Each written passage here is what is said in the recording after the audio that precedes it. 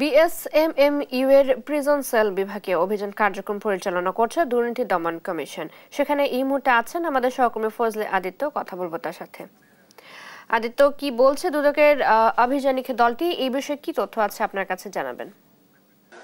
যেমনটি বলছিলেন যে দুর্নীতি দমন কমিশনের একটি আভিযানিক দল কিন্তু ইতিমধ্যে রাজধানীর বিএসএমইউ যে হাসপাতাল, সেই হাসপাতালে কিন্তু অভিযান কার্যক্রম পরিচালনা করছে। মূলত যে তাদের যেই মূল অভিযানিক যে দলটির কার্যক্রম, সেটি হচ্ছে মূলত যে প্রিজন সেলে যে আসামিরা বিগত সময়ে রয়েছিলেন অথবা বিগত সময় থেকেছেন, তাদের অভিযোগ রয়েছে যে তারা বিভিন্ন রাজনৈতিক আশ্রয় প্রশ্রয় কিন্তু এখানটায় বহাল তবিয়তে ছিলেন এবং অর্থাৎ তাদের যে শাস্তির মেয়াদ কমানোর জন্য, অর্থাৎ কারাগারে প্রেরণ না করে তারা অসুস্থ না হওয়া সত্ত্বেও কিন্তু বিভিন্ন মহলকে এই ধরনের সাহায্য সহযোগিতা করে কিন্তু মূলত তারা এখানে বহাল তবিয়তে ছিলেন। তারই ধারাবাহিকতায় কিন্তু বিএসএমইউর যে প্রিজন সেলে কিন্তু সকাল থেকেই দুদকের একটি চৌকুশ দল কিন্তু এখানে বিভিন্ন দপ্তর ঘুরে, অর্থাৎ এই বিএসএমইউর যতগুলো বিল্ডিং রয়েছে সেই বিল্ডিং এর বিভিন্ন বিভাগে গিয়ে কিন্তু এই তথ্যগুলো, নথিপত্রগুলো যাচাই বাছাই করছেন এবং নথিপত্রগুলো সংগ্রহ করার চেষ্টা করছেন।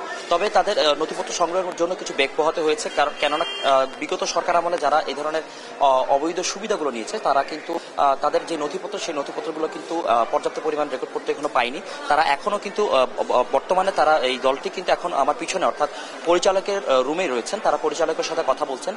তারা মূলত 4 জনের নাম দিয়েছেন।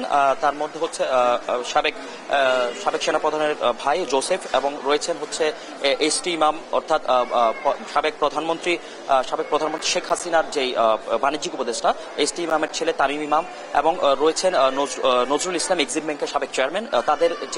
তারা যে হাসপাতালগুলোতে ছিলেন সে সময় কিন্তু তাদের অভিযোগ রয়েছে যে তারা বিভিন্ন রকম, অর্থাৎ রাজনৈতিক ছত্রছায়া কিন্তু ছিলেন এবং বিভিন্ন রকম অবৈধ সুবিধা, অর্থাৎ প্রিজন সেলে থাকা অবস্থায় যে পরিমাণ যেইভাবে থাকার কথা, অর্থাৎ চিকিৎসা নেওয়ার কথা, সেভাবে চিকিৎসা না নিয়ে নিয়ম বহির্ভূত অনেক কাজই তারা করে গিয়েছেন। মূলত তাদের যে সহযোগিতা করেছে, অর্থাৎ ওই সময়কালে যারা এইখানে কর্মরত ছিলেন, এই বিভাগগুলোতে কর্মরত ছিলেন, তাদেরকে কিন্তু শনাক্ত করার চেষ্টা চলছে এবং শনাক্ত করার পরবর্তীতে আমরা আরো বিস্তারিত জানতে পারবো। তবে এখন পর্যন্ত যে তথ্য রয়েছে আমার কাছে, সেটি হচ্ছে তাদের যে নথিপত্রগুলো রয়েছে, সেই নথিপত্রগুলো যাচাই বাছাই চলছে। দুদকের এনফোর্সমেন্ট টিম আমাদের সাথে কথা বলার পরবর্তীতে আমরা আরো বিস্তারিত আমাদের দর্শকদের জানাতে পারবো। এই ছিল আমার কাছে রাজধানীর বিএসএমইউ থেকে অভিযানের সর্বশেষ তথ্য। আদিত্য, ধন্যবাদ আপনাকে।